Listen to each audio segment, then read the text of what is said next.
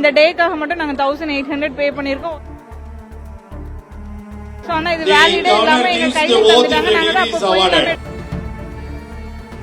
அப்படின்னா இது வந்து கான்வகேஷன் டே தானே, கோல்டு மெடல் டே கிடையாதுல்ல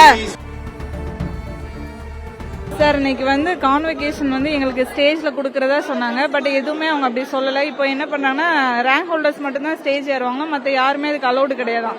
இந்த டேக்காக மட்டும் நாங்க 1800 பே பண்ணிருக்கோம். ஒர்க் பண்றவங்களாம் நாங்க ஒர்க்ல லீவ் போட்டுட்டு வந்திருந்திருக்கோம். மார்னிங் 9:30க்கு உள்ள வந்தாச்சு.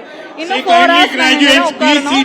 ஆனா இங்க யாருக்கும் ஸ்டேஜ்ல வச்சு எங்களோட டிகிரி தர மாட்டாங்களா. நாங்க வந்து 5 to 6 years மேல இந்த PhD பண்ணிருக்கோம். சோ ஆனா இது வேலிடே இல்லாம எங்க கையில தந்துட்டாங்க. நாங்க தான் அப்ப போய் டோரை க்ளோஸ் பண்ணி வச்சிருக்காங்க.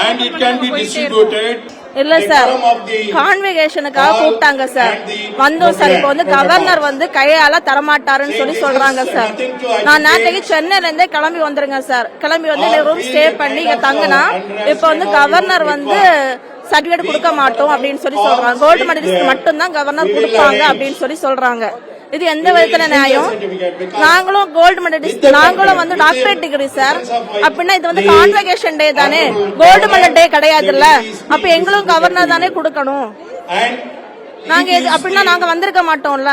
இவ்வளவு எக்ஸ்பென்ஸ் பண்ணி சென்னையில இருந்து நைட்டு டிராவல் பண்ணிட்டு காலையில இங்க வந்து இவ்வளவு ஸ்டே பண்ணி இதெல்லாம் கஷ்டம் இல்ல. எல்லாமே கன்னியாகுமரி மாவட்டத்தில் வந்திருக்கா. காலையில 5 மணிக்கே கிளம்பி வந்தவங்க இருக்காங்க சார். எல்லாரும் கஷ்டம் சார். பிள்ளைங்க எல்லாம் வெளியில ஒரு 2 கிலோமீட்டர் தூரம் அந்த பக்கத்துல இருக்காங்க. அப்படின்னா இவங்க சொல்லி இருக்கிறார்ல, போஸ்ட்லயே அதை அனுப்பி விட்டுருப்பாங்க. இவ்வளவு கஷ்டப்பட்டு அங்க வர வேண்டாம்ல. இதுதான் எங்களோட கோரிக்கை.